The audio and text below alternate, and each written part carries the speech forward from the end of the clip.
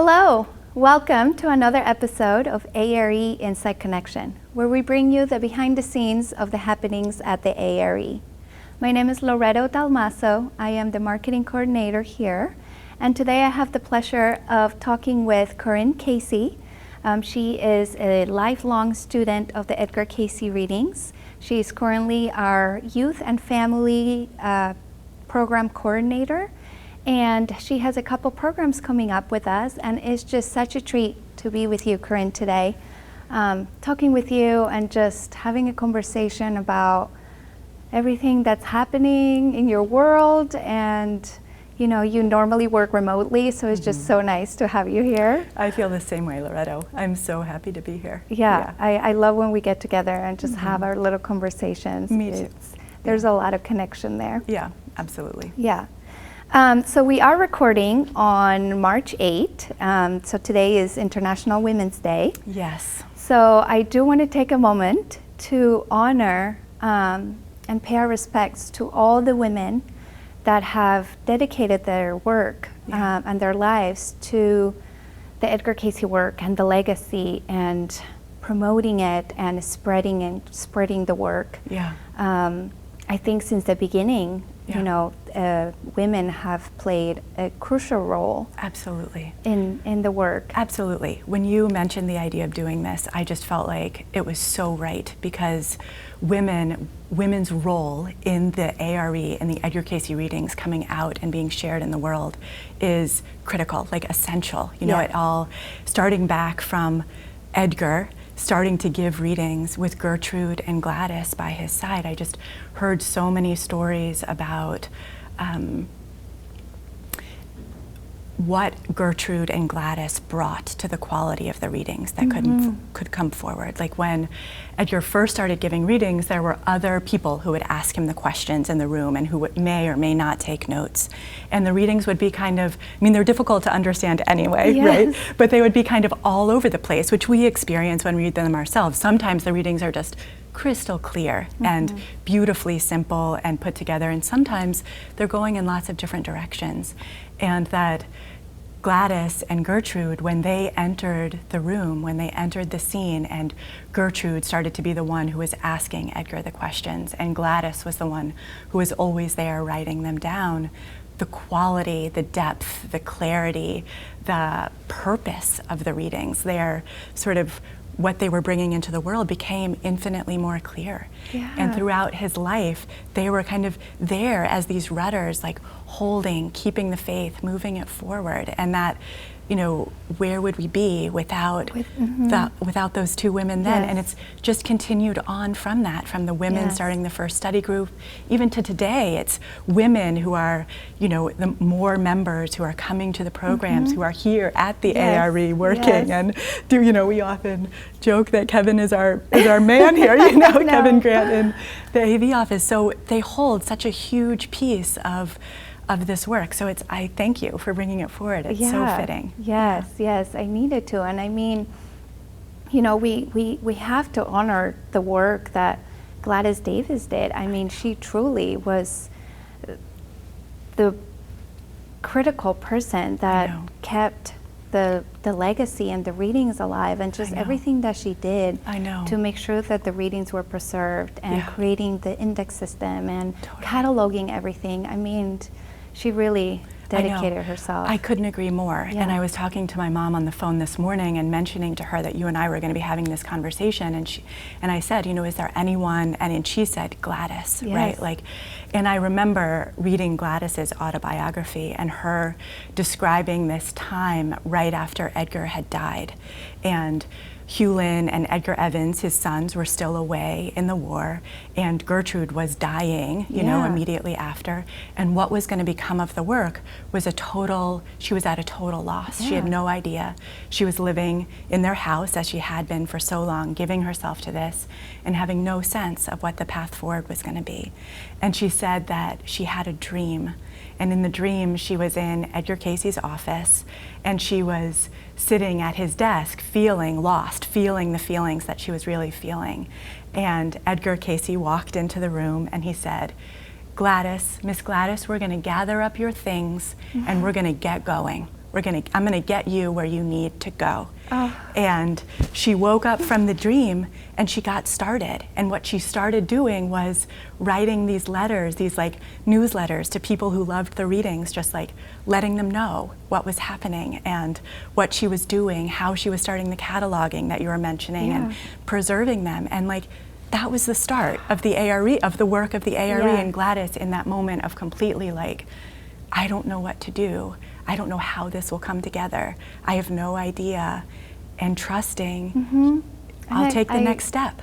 I love that. Yeah. I love that because I really feel like we get little insights from spirit, you know, that are guiding us. And I think that that has been true for many of us here in the organization, you know. I know, you know, Judith, she started the prison program, and you know, her work with the study groups, and you can feel her passion and her dedication for it, you know. And I see so many of us working here, a lot of us women who are just so passionate and so dedicated to the work, and we're just, you know, looking for it different ways to keep spreading the work and spreading. I feel the same way, and you bringing Judith to mind makes me think of our work study readings group where Judith is facilitating, and there's women from all different parts of the A.R.E. who are in there studying the readings that relate to how do we do this work well in the world, how do we spread it, and that's you know. It is one of my favorite things, you know, that Thursday morning when we get together. Like, get there, I'll feel better after that. I absolutely love it. But I did wanted to honor all the women. And you know, your mom also has been involved in the work for over 45 years in so many different, you know, positions. I mean, she's kind of done it, a little bit of everything. She really has, starting out in youth and family and doing conferences, and now on the board, and just constantly that love that touched her when she was 19, you know, and translated into a love story with my father, and a lifelong commitment to participating in sharing this work with the world. And I also just want to say that, you know, I mean, you were doing programs with us, and you have been being a speaker and all. But having you actually be here on staff and collaborating in different projects, it's truly a treat. I really enjoy it. Thank you. I feel the same way about you. Thank you. It's great.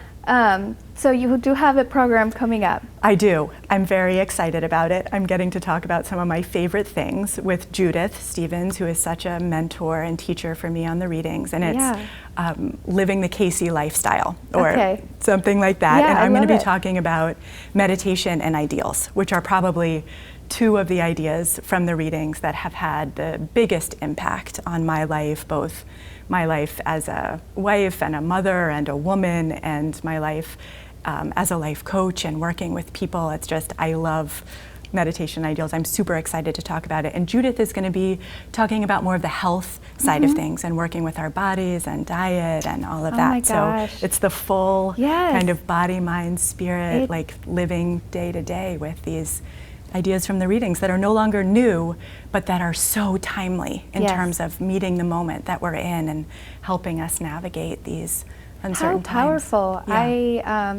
You know, Judith always has that knowledge, that wisdom, and those little tidbits of information. And she has really taken the readings and a lot of the advice in the readings and applied it to her own life in many different ways. So she has all this wisdom that she can share of, this worked with me like this, and this is how this worked, and this is, you know, and I love hearing her little stories. I know. They're so much richness, so much richness. And she's been here for such a long time. So all of these people she's engaged with and has their perspective to add, to sort of add to the long lineage of people who've been working with these lifestyle, you know, activities, and what it's been like for them, because it looks different for all of us, you know, how we actually make it real in our life. And you're talking about one of my favorite topics, which is ideals.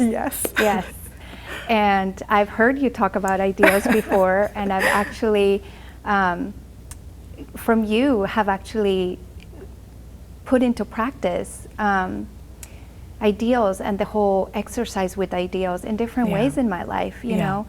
I think the overall message in the readings is, you know, you have to have an ideal for your life. Right. But from you, I gather that you saw your father do ideal charts and ideal exercises for a variety of things. Yes. And that you have put that into practice in your own life. Yes. So I started putting it practice into my own life. Good. So I love it because I have ideal charts for my personal life, my kids' life, random things like buying a house, Yes. which actually manifested.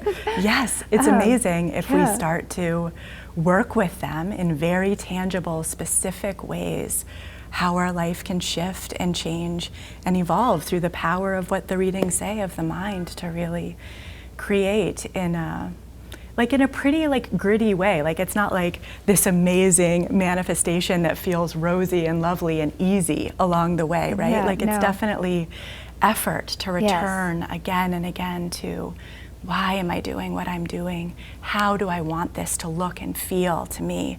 And taking the time to articulate it, put it down on paper Yes. is, part of what Hugh Lin would say.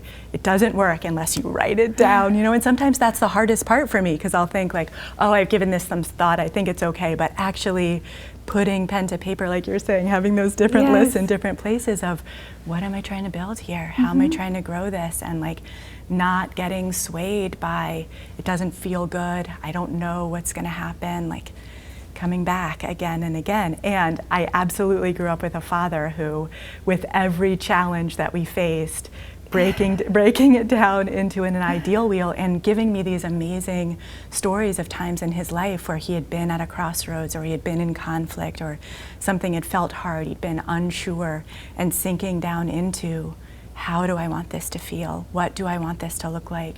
And bringing it all the way up through the physical examples of the house, what do I want the house to look like? How many bedrooms? How many, and just the importance of that physical aspect, I think, is the summoning of what it feels like inside of you, right? Because it doesn't often manifest, sometimes, it doesn't often manifest in exactly what you're looking for, Yes. but because you've spent time cultivating that feeling inside, it feels, you can get a feeling of rightness, even if...